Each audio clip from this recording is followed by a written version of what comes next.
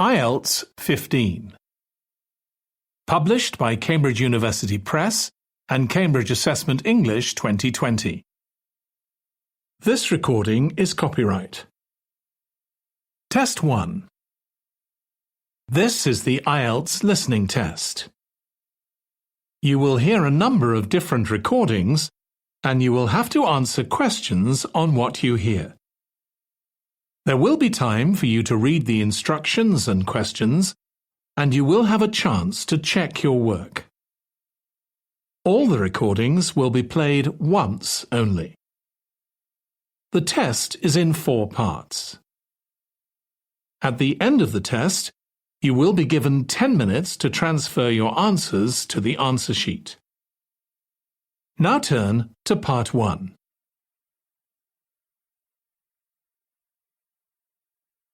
Part 1. You will hear a woman phoning a friend to get information about a job agency.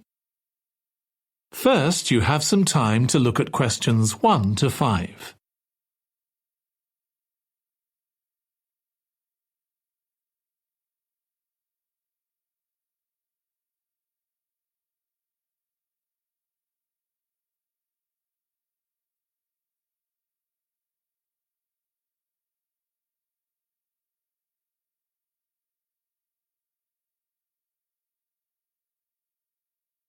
Now listen carefully and answer questions 1 to 5. Hello, William. This is Amber. You said to phone if I wanted to get more information about the job agency you mentioned. Is now a good time? Hi, Amber. Yes, fine. So the agency I was talking about is called Bankside. They're based in Docklands. I can tell you the address now. 497 East Side. OK, thanks.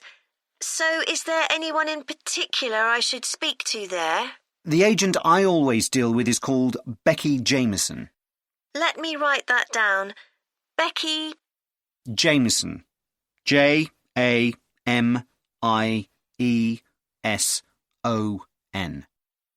Do you have her direct line? Yes, it's in my contacts somewhere.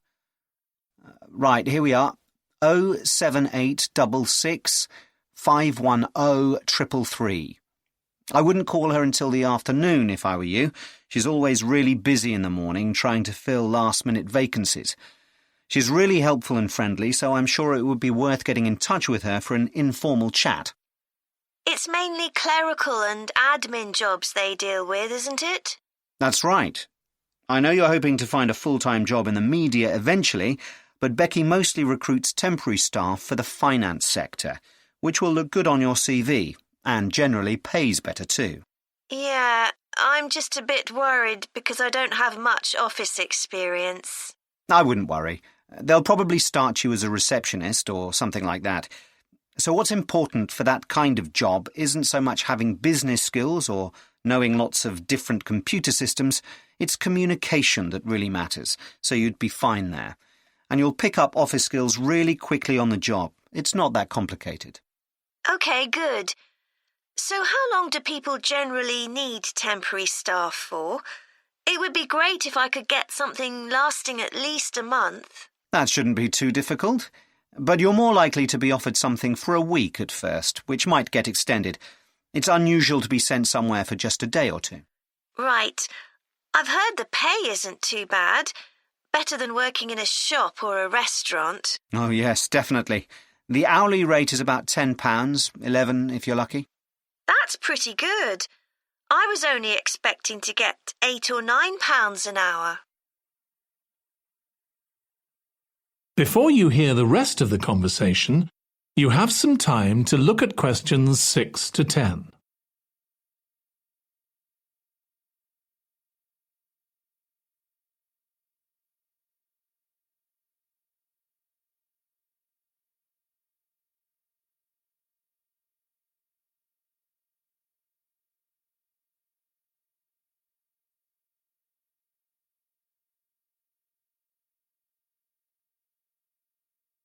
Now listen and answer questions 6 to 10. Do you want me to tell you anything about the registration process? Yes, please. I know you have to have an interview. The interview usually takes about an hour, and you should arrange that about a week in advance. I suppose I should dress smartly if it's for office work. I can probably borrow a suit from Mum. Good idea. It's better to look too smart than too casual. Will I need to bring copies of my exam certificates or anything like that? No, they don't need to see those, I don't think. What about my passport? Oh yes, they will ask to see that. OK. I wouldn't get stressed about the interview, though. It's just a chance for them to build a relationship with you, so they can try and match you to a job which you'll like. So there are questions about personality that they always ask candidates, fairly basic ones, and they probably won't ask anything too difficult, like what your plans are for the future. Hope not. Anyway, there are lots of benefits to using an agency. For example, the interview will be useful because they'll give you feedback on your performance so you can improve next time. And they'll have access to jobs which aren't advertised. Exactly. Most temporary jobs aren't advertised. And I expect finding a temporary job this way takes a lot less time. It's much easier than ringing up individual companies. Yes, indeed. Well, I think I've covered everything. That is the end of part 1. You now have 1 minute to check your answers to part 1.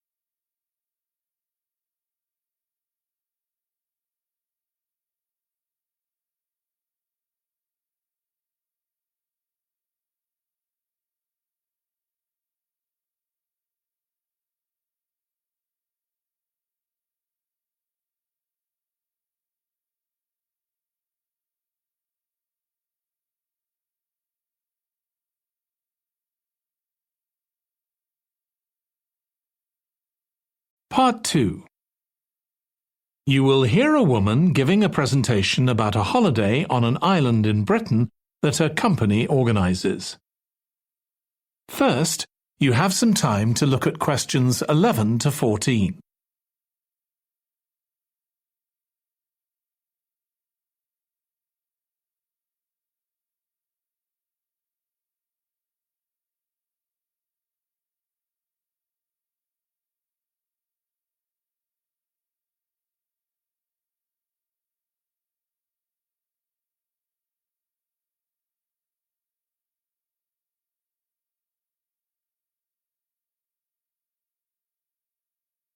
Now listen carefully and answer questions 11 to 14.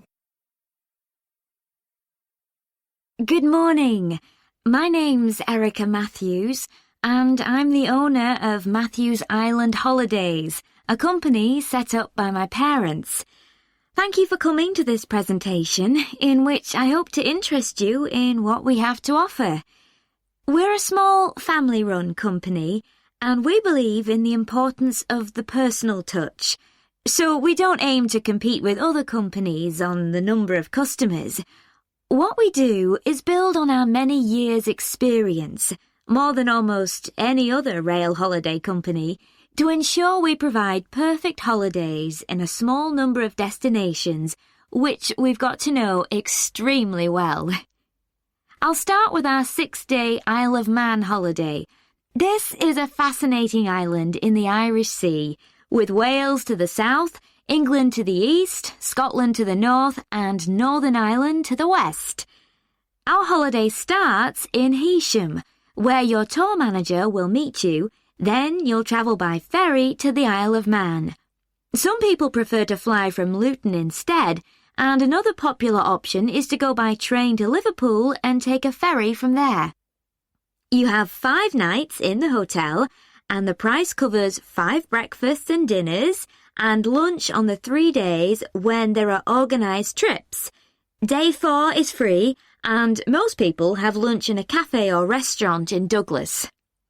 The price of the holiday includes the ferry to the Isle of Man, all travel on the island, the hotel, and the meals I've mentioned. Incidentally, we try to make booking our holidays as simple and fair as possible, so unlike with many companies, the price is the same whether you book 6 months in advance or at the last minute, and there's no supplement for single rooms in hotels.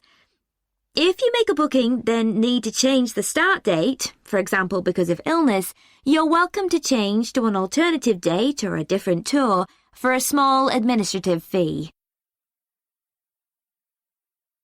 Before you hear the rest of the talk, you have some time to look at questions 15 to 20.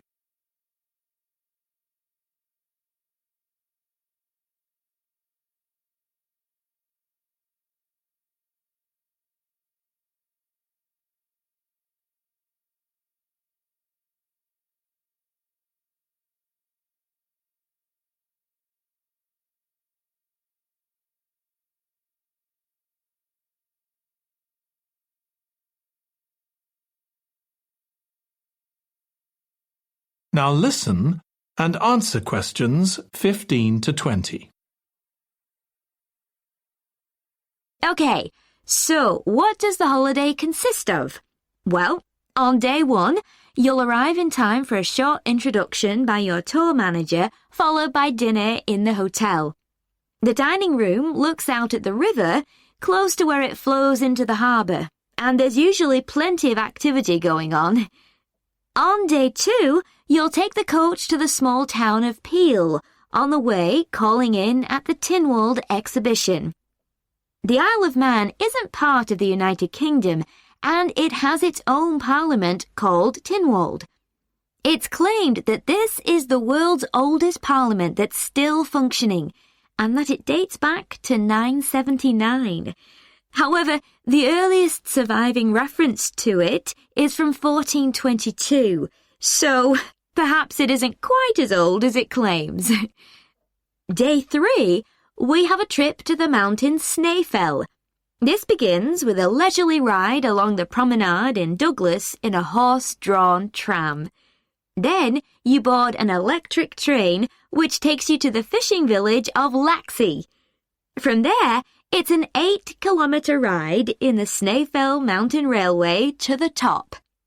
Lunch will be in the cafe, giving you spectacular views of the island. Day 4 is free for you to explore, using the pass which we'll give you. So you won't have to pay for travel on local transport or for entrance to the island's heritage sites. Or you might just want to take it easy in Douglas and perhaps do a little light shopping. The last full day, day 5, is for some people the highlight of the holiday, with a ride on the steam railway from Douglas to Port Erin. After some time to explore, a coach will take you to the headland that overlooks the Calf of Man, a small island just off the coast. From there, you continue to Castletown, which used to be the capital of the Isle of Man and its medieval castle. And on day 6, it's back to the ferry, or the airport if you flew to the island, and time to go home. Now, I'd like to tell you a bit more. That is the end of part 2. You now have 30 seconds to check your answers to part 2.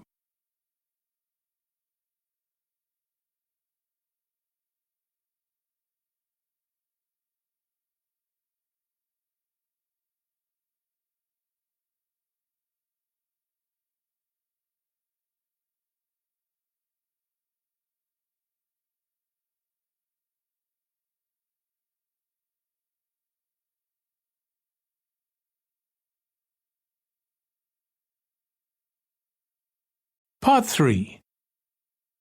You will hear 2 psychology students discussing the effects of the order in which the children in a family are born.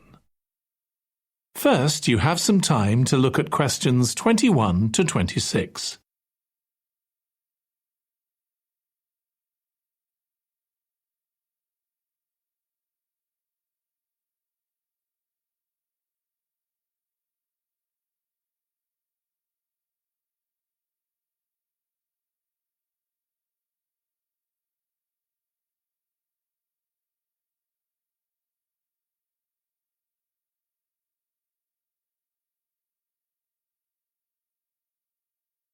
Now listen carefully and answer questions 21 to 26.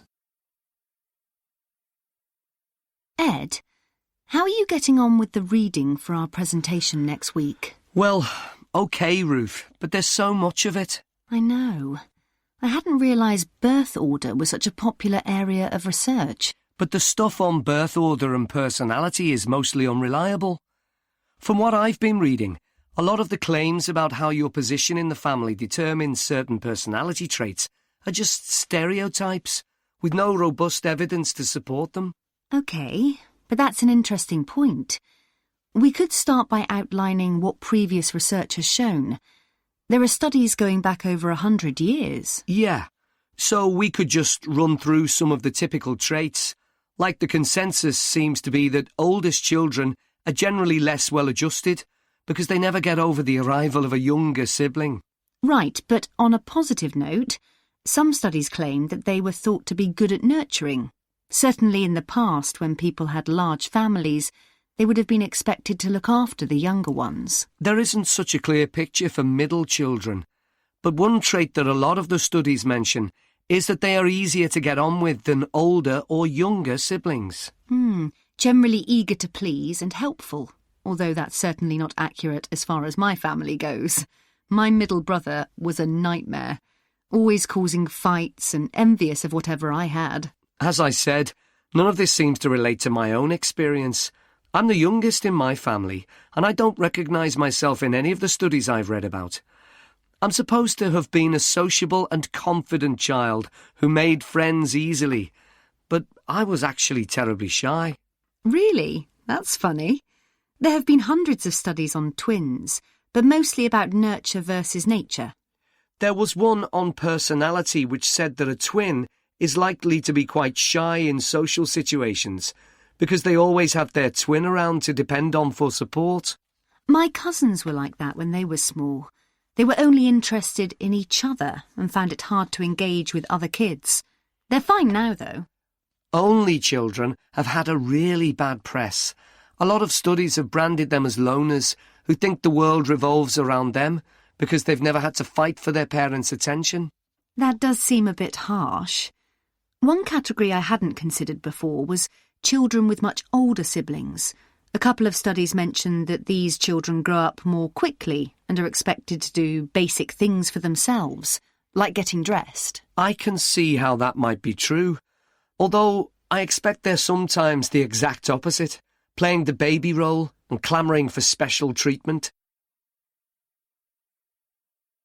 Before you hear the rest of the discussion, you have some time to look at questions 27 to 30.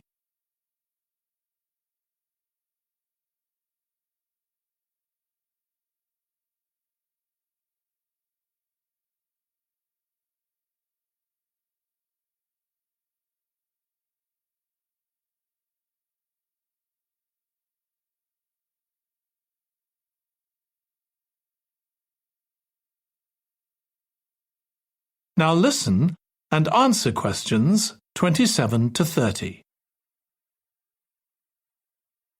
What was the problem with most of these studies, do you think?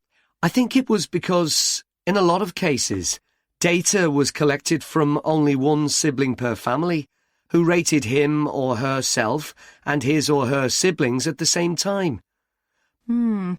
Some of the old research into the relationship between birth order and academic achievement has been proved to be accurate, though. Performances in intelligence tests declined slightly from the eldest child to his or her younger siblings. This has been proved in lots of recent studies. Yes, although what many of them didn't take into consideration was family size. The more siblings there are, the likelier the family is to have a low socio-economic status, which can also account for differences between siblings in academic performance. The oldest boy might be given more opportunities than his younger sisters, for example. Exactly. But the main reason for the marginally higher academic performance of oldest children is quite surprising, I think. It's not only that they benefit intellectually from extra attention at a young age, which is what I would have expected. It's that they benefit from being teachers for their younger siblings by verbalising processes. Right. and this gives them status and confidence, which again contributes in a small way to better performance. So, would you say sibling rivalry has been a useful thing for you? I think so. My younger brother was incredibly annoying, and we fought a lot, but I think this has made me a stronger person. I know how to defend myself. We had some terrible arguments, and I would have died rather than apologise to him. But we had to put up with each other, and most of the time we coexisted amicably enough.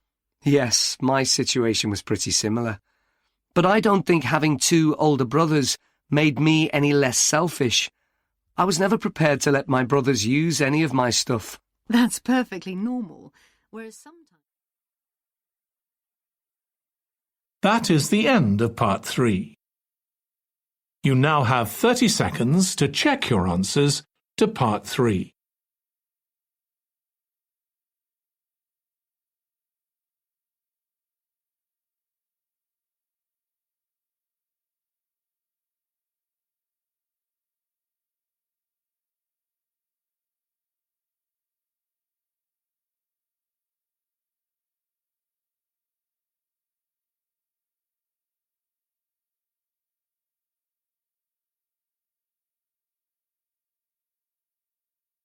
Part 4.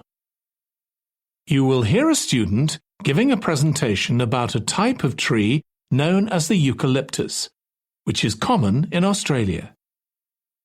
First, you have some time to look at questions 31 to 40.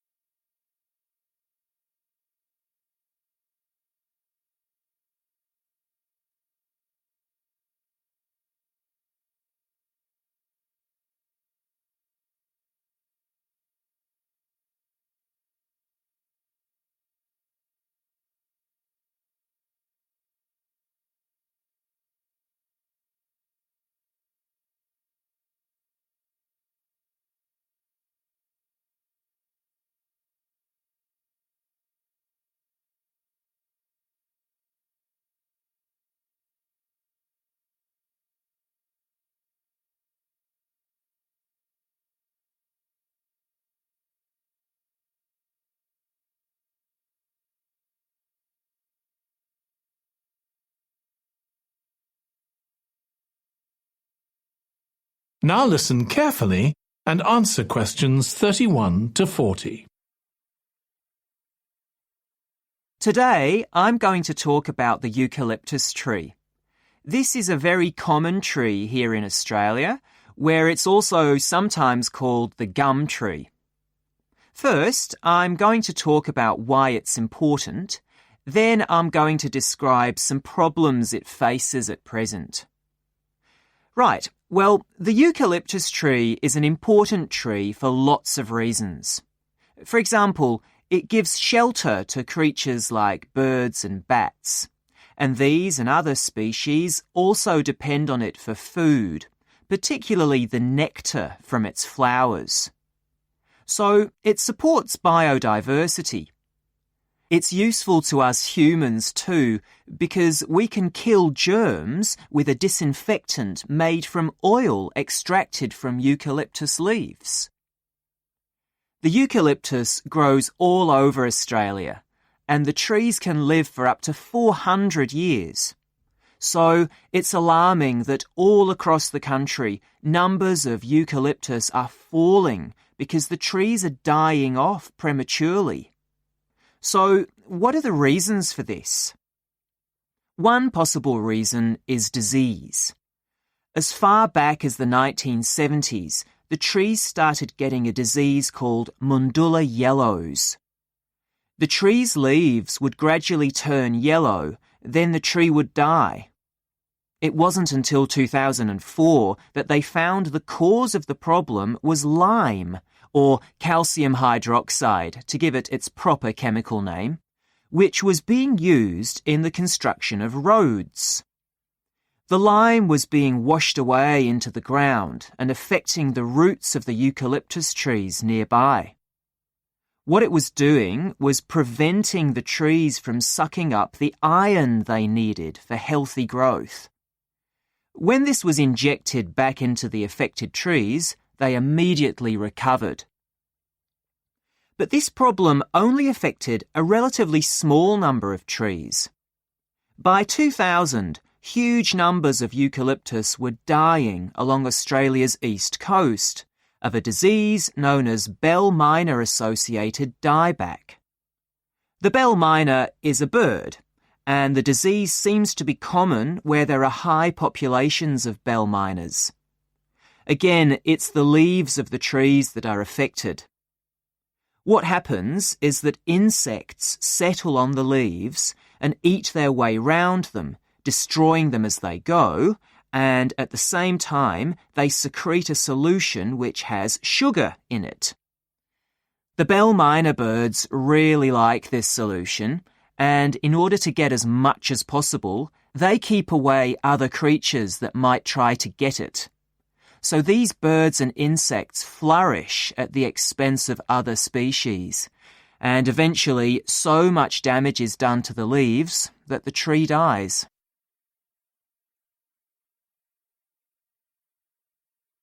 But experts say that trees can start looking sick before any sign of bell miner-associated dieback. So it looks as if the problem might have another explanation. One possibility is that it's to do with the huge bushfires that we have in Australia. A theory proposed over 40 years ago by ecologist William Jackson is that the frequency of bushfires in a particular region affects the type of vegetation that grows there. If there are very frequent bushfires in a region, this encourages grass to grow afterwards, while if the bushfires are rather less frequent, this results in the growth of eucalyptus forests. So, why is this? Why do fairly frequent bushfires actually support the growth of eucalyptus? Well, one reason is that the fire stops the growth of other species which would consume water needed by eucalyptus trees. And there's another reason. If these other quick-growing species of bushes and plants are allowed to proliferate, they harm the eucalyptus in another way by affecting the composition of the soil and removing nutrients from it. So some bushfires are actually essential for the eucalyptus to survive as long as they are not too frequent. In fact, there's evidence that Australia's Indigenous people practiced regular burning of bushland for thousands of years before the arrival of the Europeans. But since Europeans arrived on the continent, the number of bushfires has been strictly controlled. Now, scientists believe that this reduced frequency of bushfires to low levels has led to what's known as dry rainforest, which seems an odd name as usually we associate tropical rainforest with wet conditions. And what's special about this type of rainforest? Well, unlike tropical rainforest, which is a rich ecosystem, this type of ecosystem is usually a simple one. It has very thick, dense vegetation, but not much variety of species. The vegetation provides lots of shade, so one species that does find it ideal is the bell miner bird, which builds its nests in the undergrowth there. But again, that's not helpful for the eucalyptus tree. That is the end of part 4. You now have 1 minute to check your answers to part 4.